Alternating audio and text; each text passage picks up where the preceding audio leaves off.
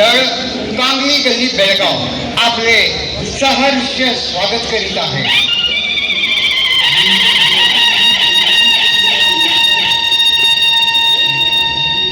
शिवजयंती उत्सवानिमित्त आपणा समोर सहर्ष सादर करीत आहोत शेर शिवराय शिवराय शिवराय शिवराय.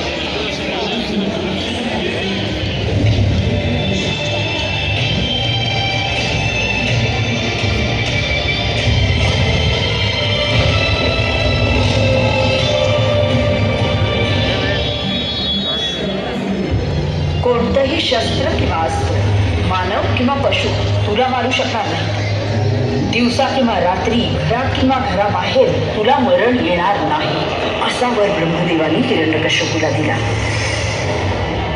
वर मिळाल्याने माजलेल्या हिरण्यकश्यपूच्या अत्याचारांनी अगदी देवदेवतांनाही दहशत बसवली. पण त्याचा पुत्र प्रल्हाद भगवान विष्णूंचा परमभक्त होता, म्हणून हिरण्यकश्यपूने त्यालाही मारण्याचा प्रयत्न केला. परंतु भगवान विष्णूंच्या कृपेमुळे प्रल्हाद प्रत्येक वेळी वाचला. शेवटी चिडलेल्या हिरण्यकश्यपूने प्रल्हादाला विचारलं, कुठे आहे तुझा विष्णू? प्रल्हाद म्हणाला, या सगळ्या जगाच्या कणाकणामध्ये माझे भगवान विष्णू आहेत. या खांबात सुद्धा तुझा विष्णू आहे का? हो, या खांबात सुद्धा माझे भगवान विष्णू विराजमान आहे. हे ऐकून संतापलेल्या हिरण्यकश्यपूने फाडकन खांबावर लाथ मारली. पण काय आश्चर्य, तो खांब दुभंगून निम्म शरीर माणसाचं आणि निम्म शरीर सिंहाचं असं उग्र रूप घेतलेले नरसिंह प्रकट झाले. ती वेळ संध्याकाळची होती.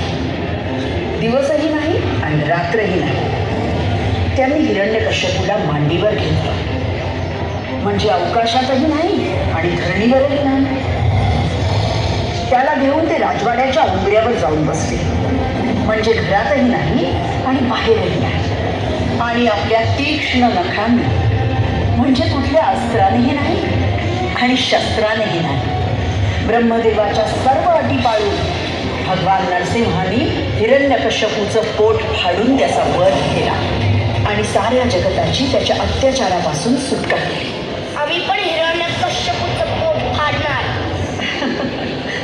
भले शाबास, पण त्यासाठी हा सहस्त्र हातांचा नरसिंह बनावं लागेल. कारण या पुण्यभूमीवर सध्या हजारो हिरण्यकश्यपू धुडगूस घालतायत. आम्ही तो नरसिंह होऊ साहेब. मग त्यासाठी तलवारबाजी शिकावी लागेल, शिकणार, घोड्यावर बसावे लागेल, बसणार, सवंगडी गोळा करावी लागतील. गोळा करणार आहोत साहेब. मग व्हाल तुम्ही नरसिंह.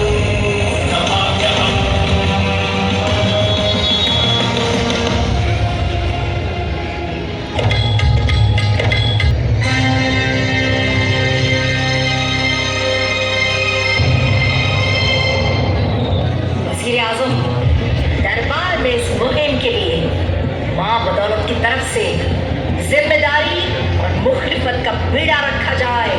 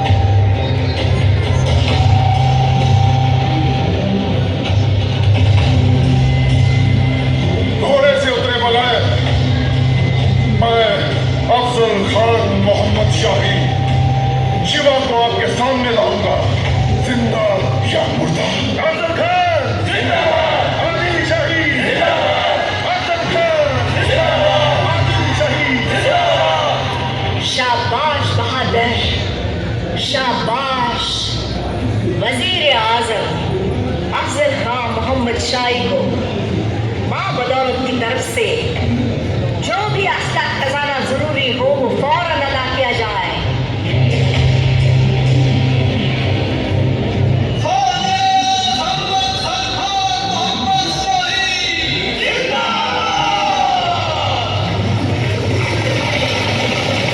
अफजल खान निघाला. सुमारे 12,000 घोडेस्वार, 10,000 पायदळ, 1200 उंट, 65हून अधिक हत्ती, असंख्य लहान मोठ्या तोफा, पालख्या, होळी, नोकर आणि अगणित खजिन्यासह खान शिवाजी राजांचे स्वराज्य बुडविण्यास निघाला.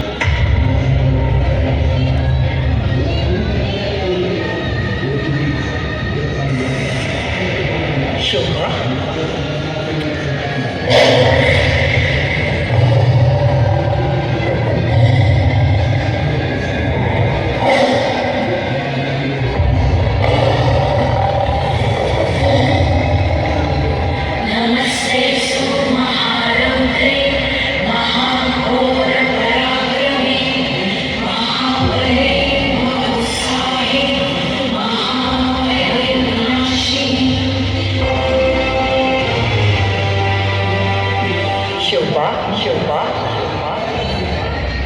त्या राक्षसाने माझा अपमान केलाय,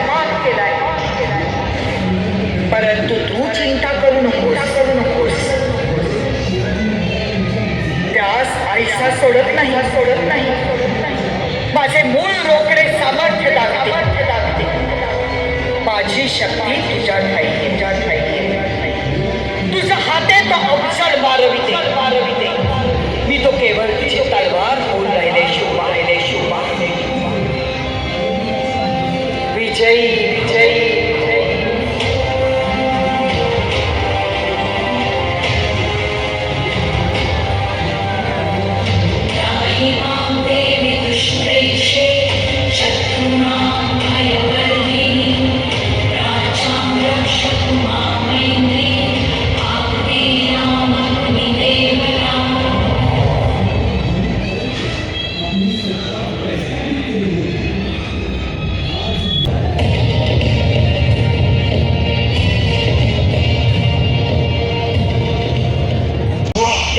क्या हुआ?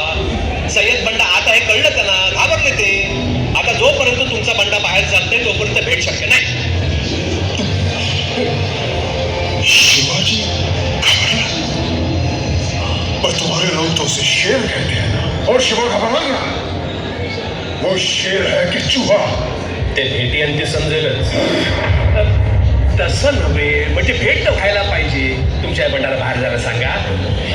खान साहेब आता थोडक्यासाठी उकायला नको. पाठवा त्याला बाहेर. बंडा तुम बाहर जाओ.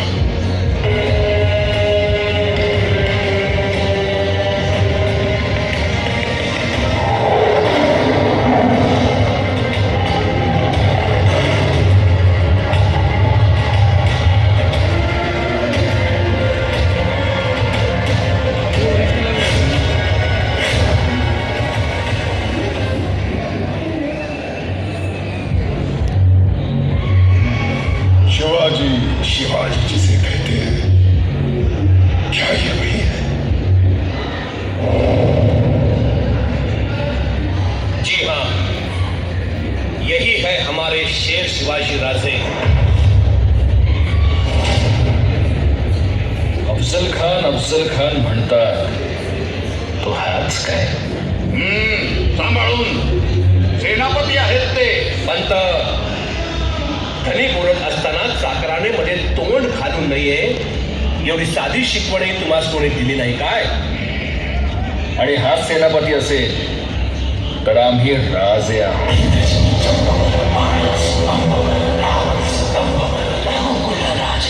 हे शिवा, इतनी बड़ाई क्यों करता है? तुम्हारे बाप दादा दौलताबाद में खेती करते थे. खेती छोड़कर राजा कहां से बन गए? किसान हो, किसान की तरह रहो, नहीं तो कुत्ते की मौत मारे जाओगे. आचार्याचा सेनापती झाला, पण कुत्र्याशी मैत्री काही जात नाही.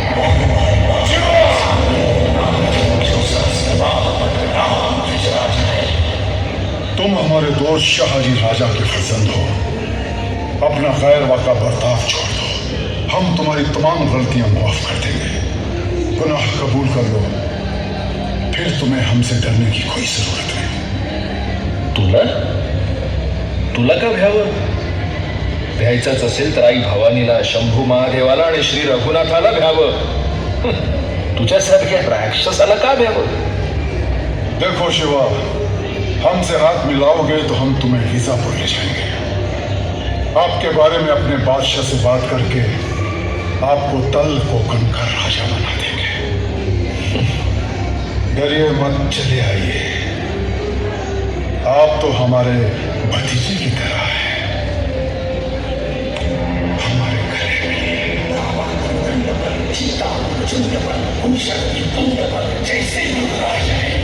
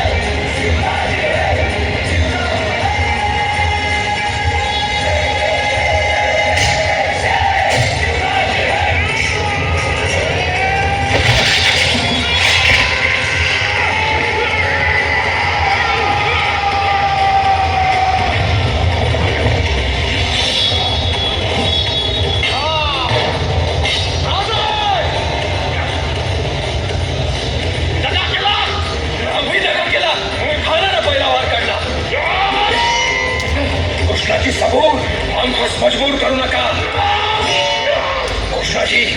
आम्ही ब्राह्मणावर वार केला तर शिवशंकर आम्हाला हसेल। शहाजी महाराजांची आण आहे आम्हाला की ब्राह्मणास मारू नकोस। तुम्हाला अभय दिला जा। तुम्ही आमचा नाईलाज केला कृष्णाजी। जय शंकर। वीटभर पोटाच्या टीसभर खळगीसाठी आपली असामान्य बुद्धिमत्ता परकीयांकडे गहाण टाकणारी वृत्ती या कृष्णाची बरोबर